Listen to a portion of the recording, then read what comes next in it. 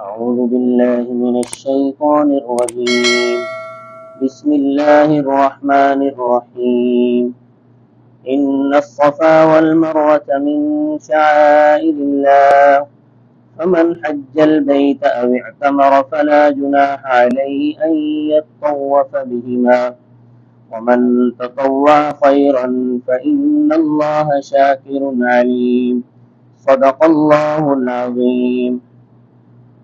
ان الصفا بے شک صفا والمروہ اور مروہ من شعائر اللہ اللہ تعالیٰ کی قائم کردہ علامتوں میں سے ہیں. اس سے پہلے یا بنی اسرائیل والے رکوع میں حضرت ابراہیم علیہ السلام کی دعا کا ذکر تھا.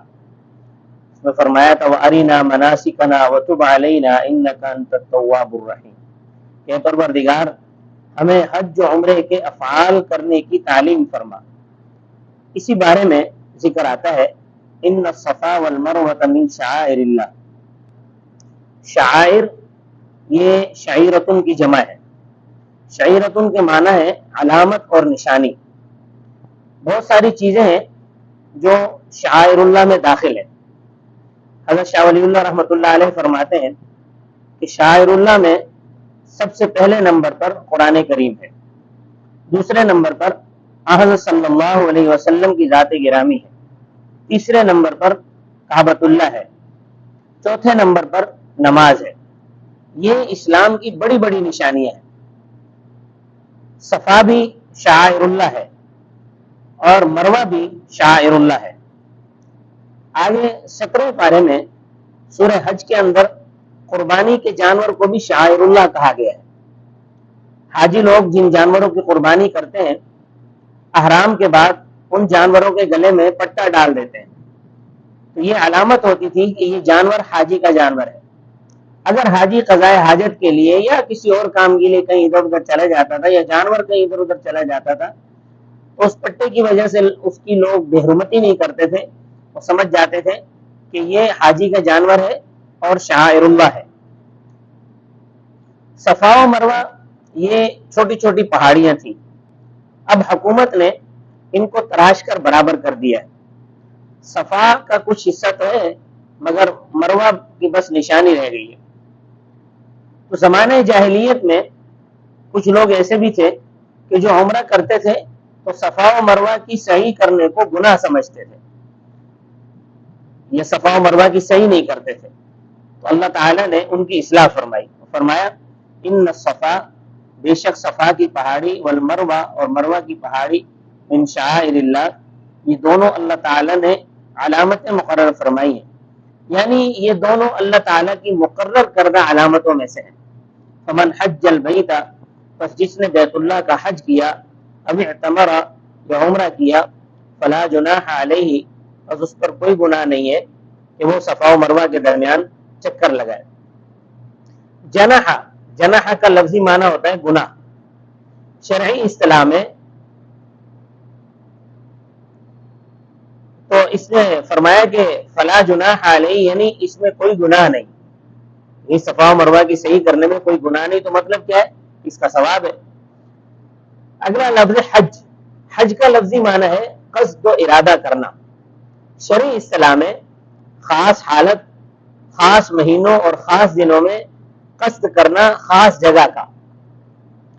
خاص حالت کا مطلب ہے احرام کی حالت میں، خاص دنوں اور خاص مہینوں کا مطلب ہے یکم شوال سے حج کے مہینے شروع ہو جاتے ہیں، تو یکم شوال سے لے کر ذوالحجہ تک، ذوالحجہ کے شروع کے 10 دن. یعنی اگر کوئی شخص یکم شوال سے حج کا احرام باندھے گا تو یہ صحیح ہے، اور اگر رمضان شریف میں حج کا احرام باندھے گا تو یہ مکروہ ہے. تو حج کے مہینوں کا مطلب یہ ہے کہ یکم شوال سے حج کا احرام باندھا جا سکتا ہے، شوال، ذی القعدہ اور ذی الحجہ کے شروع کے 10 دن. یہ جو ایام ہیں یہ حج کے ایام ہیں، اور حج اس آدمی پر لازم ہے جس کو اللہ تعالیٰ نے مالی طور پر اتنی توفیق دی ہو کہ اس پر قرض بھی نہ ہو، آمد و رفت کا خرچہ بھی اس کا آسانی سے پورا ہو جائے، اور پیچھے اہل و عیال کا خرچ بھی اس کے پاس پورا ہو، اور آنے جانے کا راستہ بھی محفوظ ہو، مامون ہو. شرعی طور پر یہ شخص معذور بھی نہ ہو، یعنی مفلوج، نابینا، لنگڑا یا بہت ضعیف العمر نہ ہو، تو اس کو خود حج کرنا پڑے گا۔ لیکن اگر وہ معذور ہے، باقی اس کے پاس ساری چیزیں موجود ہیں، مال بھی ہے، لیکن خود معذور ہے، حج نہیں کر سکتا، تو اس کو اپنا نائب بنانا پڑے گا، یعنی ان کا حج پھر حج بدل ہوگا۔ بخاری شریف میں روایت آتی ہے کہ حجۃ الوداع کے موقع پر ایک نوجوان عورت حضرت صلی اللہ علیہ وسلم کے سامنے آ کھڑی ہوئی اور کہنے لگی کہ حضرت بھیڑ زیادہ ہے، میں مسئلہ دریافت کرنے پر مجبور ہوں کہ میرا باپ بوڑھا ہے، وہ یہاں تک کہ اتنا بوڑھا ہے کہ لا یثبت علی الراحلۃ، کہ اس کو سواری پر بٹھاؤ تو بھی سنبھل نہیں سکتا، گر جاتا ہے، یعنی پیدل چلنا تو درکنار، وہ سواری پر بھی نہیں سنبھل سکتا، وہ گر جاتا ہے، اتنا بوڑھا ہے، لیکن مالی توفیق تو ہے۔ حضرت یہ فرمائے کہ احج عنہ، کیا میں اس کی طرف سے حج کر سکتی ہوں؟ تو آپ صلی اللہ علیہ وسلم نے فرمایا کہ ہاں بالکل کر سکتی ہو۔ تو معذور کی طرف سے دوسرا آدمی حج کر سکتا ہے اور ثواب دونوں کو ملے گا، لیکن حج بدل وہی شخص کر سکتا ہے جس نے پہلے حج کیا ہو، جس نے اپنا حج کیا ہوا ہو۔ حدیث میں آتا ہے کہ حضور صلی اللہ علیہ وسلم طواف کر رہے تھے اور ایک شخص کو آپ نے دیکھا کہ طواف کرتے ہوئے وہ یہ تلبیہ پڑھتا ہے، لبیک عن شبرمہ، اے پروردگار میں شبرمہ کی طرف سے حاضر ہوا ہوں۔ تو حضرت صلی اللہ علیہ وسلم نے اس سے پوچھا کہ یہ شبرمہ کون ہے؟ تو اس نے کہا کہ میں اپنا بھائی یا دوست بتایا، کہنے لگا کہ میں اس کی طرف سے یہاں حج کرنے کے لیے آیا ہوں۔ تو آپ صلی اللہ علیہ وسلم نے پوچھا کیا تو نے اپنا حج کیا ہوا ہے؟ اس نے کہا کہ نہیں، میں نے اپنا حج تو نہیں کیا ہوا۔ تو آپ صلی اللہ علیہ وسلم نے فرمایا حج عن نفسک ثم حج عن شبرمہ، پہلے تو اپنا حج کر، اس کے بعد شبرمہ کا حج کرنا۔ تو حج بدل میں یہ بڑی پابندیاں ہیں کہ جب آدمی احرام باندھ لے تو احرام کھول نہیں سکتا جب تک عید کا دن نہ آ جائے۔ سردی کے زمانے میں خاصا مشکل ہوتا ہے کیونکہ سر پر آدمی کپڑا تو ڈال نہیں سکتا، مچھر بھی کاٹتے ہیں۔ خیر آج کل تو بڑا جدید زمانہ ہے، ایک دو آدمی اگر ایک دو مہینے آدمی حجامت نہ کرائے تو حلیہ ہی انسان کا بدل جاتا ہے۔ تو حج بدل جو ہے یہ خاصا مشکل ہے۔ تو بہرحال معذور کی طرف سے دوسرا آدمی بھی حج کر سکتا ہے، اور مرد کی طرف سے مرد بھی کر سکتا ہے، مرد کی طرف سے عورت بھی کر سکتی ہے، اسی طرح عورت کی طرف سے عورت بھی کر سکتی ہے، عورت کی طرف سے مرد بھی کر سکتا ہے۔ یہاں پر ایک مسئلہ اور سمجھ لیں کہ حج بدل میں حج تمتع کرنا جائز نہیں ہے، یعنی حج کے احرام کے ساتھ ساتھ عمرے کی نیت کر لے کوئی، تو یہ جائز نہیں ہے، بلکہ صرف حج کا احرام باندھے گا۔ حج تمتع میں اس کے بارے میں اختلاف ہے کہ آیا، یعنی عمرے کا احرام باندھنا، اس کے بارے میں اختلاف ہے کہ آیا یہ واجب ہے یا سنت مؤکدہ ہے۔ امام ابو حنیفہ رحمۃ اللہ علیہ کی تحقیق یہ ہے کہ یہ عمرہ سنت ہے۔ ترمذی شریف کی روایت ہے کہ حضرت عبداللہ ابن عمر رضی اللہ تعالیٰ عنہ سے کہ حضرت صلی اللہ علیہ وسلم سے سوال کیا گیا اعمرۃ واجبۃ، کیا عمرہ واجب ہے؟ قال بل لا ہی سنت، تو آپ صلی اللہ علیہ وسلم نے فرمایا کہ نہیں، بلکہ یہ واجب نہیں بلکہ سنت ہے۔ تو ساری عمر میں ایک مرتبہ حج فرض ہے، اگر آپ کو تعالیٰ توفیق دے تو نفلی حج جتنے بھی کرتے رہیں، جتنے چاہے کریں، عمرے جتنے چاہے کریں، اس کے لیے کوئی پابندی نہیں۔ البتہ بہتر یہ ہے کہ عمرہ رمضان شریف کے مہینے میں کیا جائے۔ بخاری شریف کی روایت ہے، حضرت صلی اللہ علیہ وسلم نے ارشاد فرمایا عمرۃ فی رمضان تعدل حجہ، کہ رمضان مبارک میں عمرہ کرنے کا ثواب حج کے ثواب کے برابر ہے۔ اور ایک روایت میں آتا ہے عمرۃ فی رمضان یعدل حجۃ معی، یہ بھی بخاری شریف کی روایت ہے۔ فرمایا کہ جو رمضان المبارک میں عمرہ کرے گا اس کو ان حاجیوں کا ثواب ملے گا جنہوں نے میرے ساتھ حج کیا۔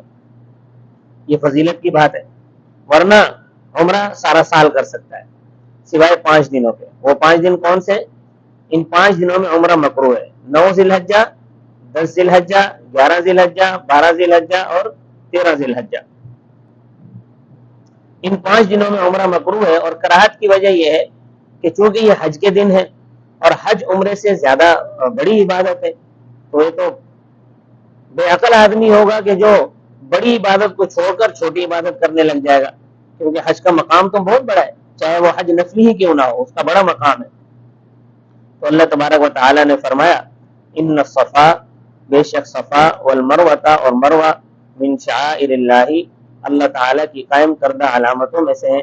فمن حج البیت، پس جس نے بیت اللہ کا حج کیا، او اعتمر یا عمرہ کیا۔